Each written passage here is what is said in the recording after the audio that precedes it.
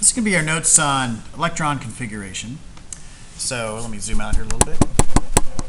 Up to now, getting ready for this. This is part 4 of our electron configuration notes. So I started this earlier. This was a previous video. So we said that, okay, shells to energy levels to suborbitals. A lot of terms that kind of overlap some meaning. We've learned that there's up to 7 shells, and then I drew some Bohr models here. And then talked about how most shells, as we've learned them, the energy levels now, they overlap. And so I drew this showing there's the first shell with 2 electrons. The second shell breaks into 2 suborbitals with 2 and 6 electrons. And then the third orbital or shell breaks into 3 subshells with 2, 6, and 10 electrons. And then the fourth shell breaks into 4 suborbitals with 2, 6, 10, and 14 electrons.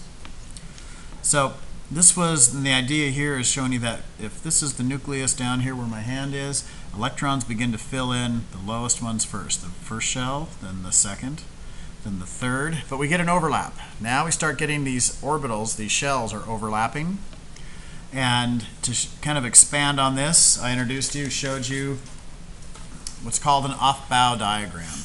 So the off-bow diagram, this would be the nucleus down here of an atom. This is going to represent, this is our first shell.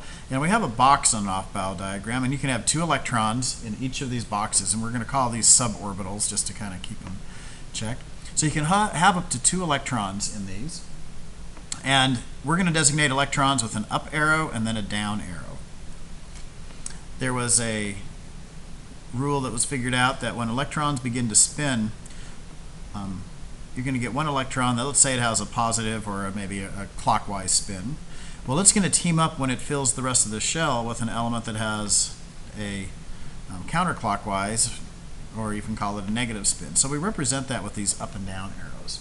So as we begin to fill in these electrons, we will put 1 electron and then down here. Now, a p orbital has 3 of these suborbitals in it, and the rule is that when you start to fill these in, you have to first fill each suborbital with 1 electron. It's almost like if this was 3 apartments available in a building, and the landowner, the owner said, nope, I'm not going to let you have a roommate until I get all 3 of my apartments rented. Then you can start having roommates. So the rule is each of these suborbitals gets 1 electron, and then after each of the suborbitals has at least 1 electron in it, then you can start getting more. So that was a way that we started working with these. And you can, for an element, if we're looking for an element like sodium that has 11 electrons, we find out that, okay, we got 2, 4, 6, 8, 10, and sodium will have 1 electron there. And so I'm going to show you a way that we can work that out. For electron configurations, we would say that for sodium, it has in the 1s orbital 2 electrons. In the 2s energy level, this suborbital has 2 electrons, so we say 2s2.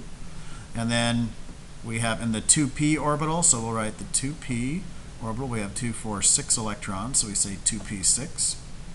And then the 3s only has 1 electron in the element sodium. So this would be the electron configuration for sodium: 1s2, 2s2, 2p6, 3s1. So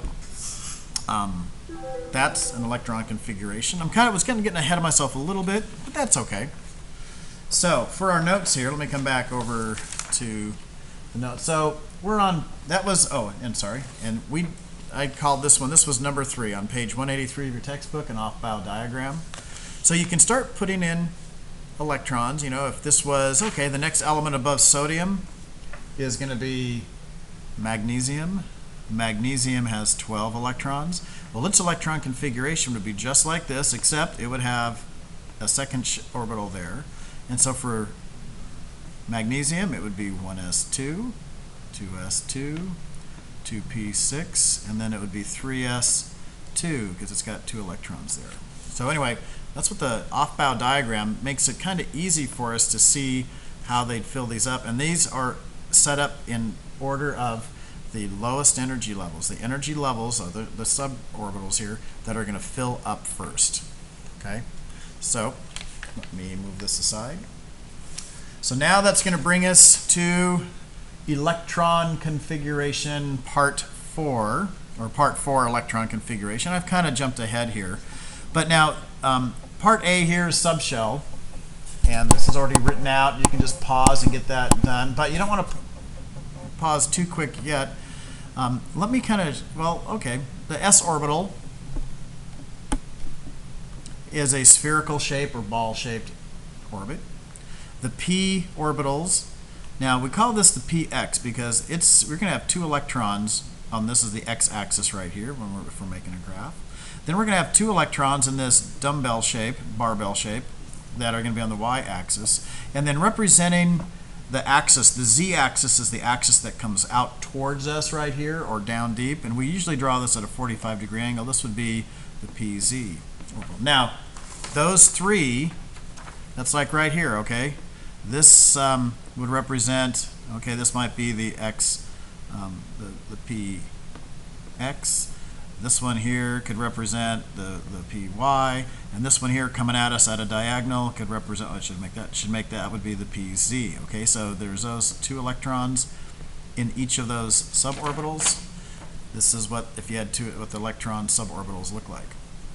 Now, when we get to the d orbitals, they kind of have this clover shape, or this shape right here that's kind of like a p orbital with a little ring around it. In fact, I've got a nicer diagram here for you to see. So I'm going to put my computer right there.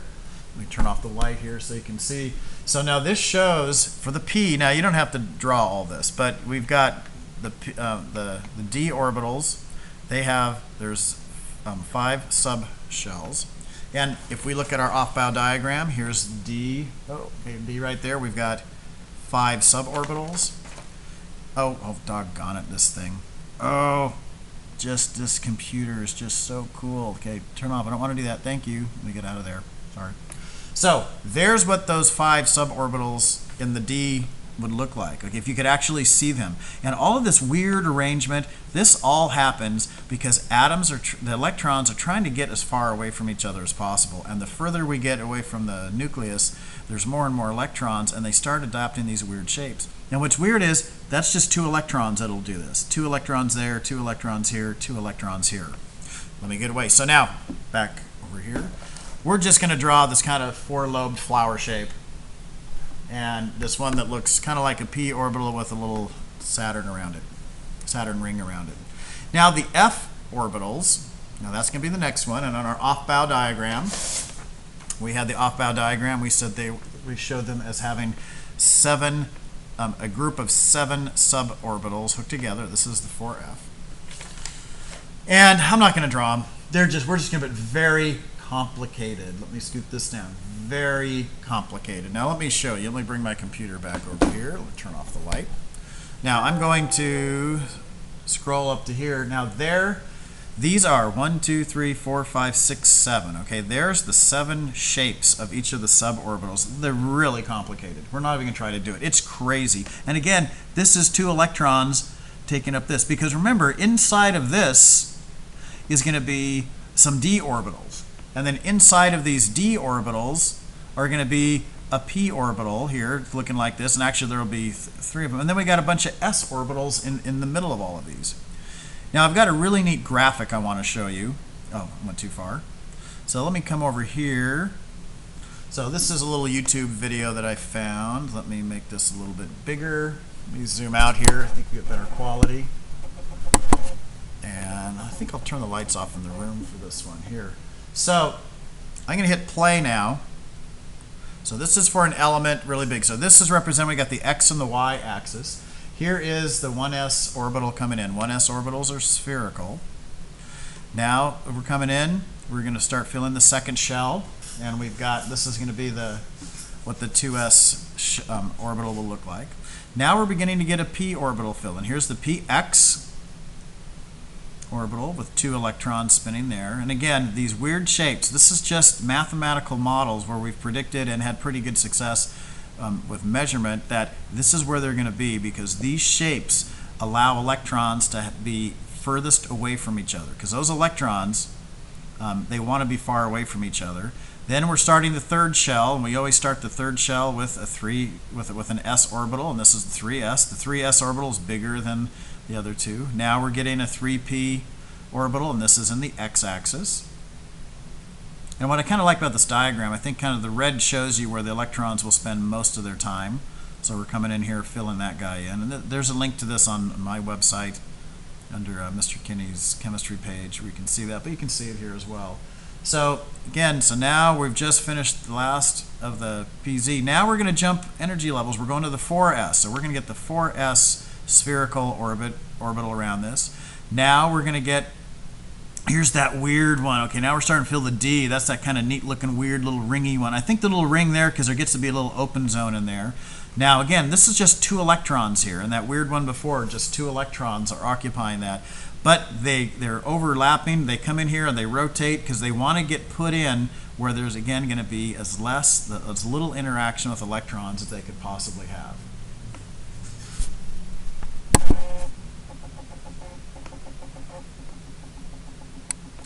So almost done there. So it's kind of interesting. Again, this arrangement, and there we go. This is the element. I think it was scandium, Sc.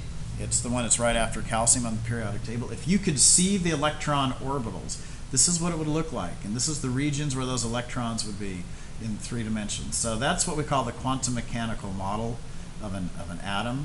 It's a little different from the original Bohr models where we just had simple racetracks drawn on there. And this is what pretty much what we figure that electrons, where the electrons actually exist. So moving down, I'm going to do here what I call the house analogy. And so what I'm going to do is I'm going to erase the little lines. I'd recommend you use a pen and then a pencil for this part. So I'm just going to erase this now. And then after I get this erased, I would recommend you can go ahead and draw this in. This is representing our energy levels. This is kind of the house analogy, as we called it. We have a little house here. I'm only going to do the first 4 floors of the house. And I put a reminder down here that the s orbitals are a square on the off-bow diagram, 2 electrons. The p orbitals can hold up to 6. My stupid memory clue for these are that p orbitals, that p kind of looks like an upside down 6, sort of, and there can be 6 electrons. It's a dorky memory clue, but it might work for you. D orbitals, okay, now D, deca means 10, like decade, and there can be 10 electrons in there. And as you work this, it gets easier. Okay, f orbitals can have up to 14. We've got 7 suborbitals, and the f orbital, 14 electrons. It's dumb. Okay, getting back over to this thing here. So we got this house drawn. And what we're going to do is you're going to draw with a pencil now, I recommend. This is a shortcut method. This is a way where you don't need to have your off-bow diagram filled in like we did before. So this little shortcut method you can use, we're going to draw an arrow like that. And that represents that this is the first shell that we'll fill. Now we're going to draw another arrow right over here, right through that one. We're drawing these at 45-degree angles. This is called the 2s orbital. That's how we designate that. Then we're done with that. Now we're going to draw a new arrow, and this arrow comes right through like that. So then the next we'll fill in will be the 2p suborbital with up to 6 electrons. Then the next one will be the 3s suborbital with up to 2 electrons. Then over here, the next one, the arrow would be like this. We'll begin filling in the 3p electrons with up to 6 electrons. Remember, because p orbitals, suborbitals can have up to 6. Then we'll do the 4s next. Then we'll draw this one here. Now at this point I'm going to stop because we're just going to go, I'm not going to go anymore. But this little pattern shows you the order to fill in the orbitals. All you've got to remember is that a d orbital can hold up to 10, and when you eventually get to f, it can hold more. Now for my students in Mr. Kinney's class, I always give my students this objective sheet. And the objective sheet has all our objectives, but what I like about it here, I put on here for you. Here is one of these that's set up. Now it's kind of just the opposite of mine, which is started with the 1s on top, but that's okay. That would mean the nucleus is over here of the atom, and here's the 1s, and then, but this is going to show you the order that they fill in. And it's just like we did here, and this is just a really neat little method where you can start to fill atoms in. And so in class, my students, I had them start to fill out this worksheet. Was the first thing we worked on now. This was called Electron Configuration Level 1. And you can go through and fill in these arrows on that, but what we did here, we did chlorine, and we worked out following this pattern on there. So like for chlorine, we started right here, 2s2, then next arrow, 2s2. Okay, now we're done with that arrow. Now we're going to do 2p. We can have 6 in there. And we follow the arrow, and we're going to do the 3s right there. Let me use another pointer. So we just finished there, and there's the 3s2. Now for chlorine, the next one, we're going to start filling in the 3p. And it works out that chlorine only has 5 electrons in there. We could put, I mean, it can hold, p orbitals can hold up to 6, but if we put 6 in here, it works out that it's got one too many electrons. So when we get done, the electron configuration for chlorine is 1s2, 2s2, 2p6, 3s2, and 3p5. And you double check that by adding these up. 5 plus 2 is 7, 7 plus 6 is 13, 14, 15, 16, 17. It adds up to the right number. So that was where we ended our notes today on electron configuration.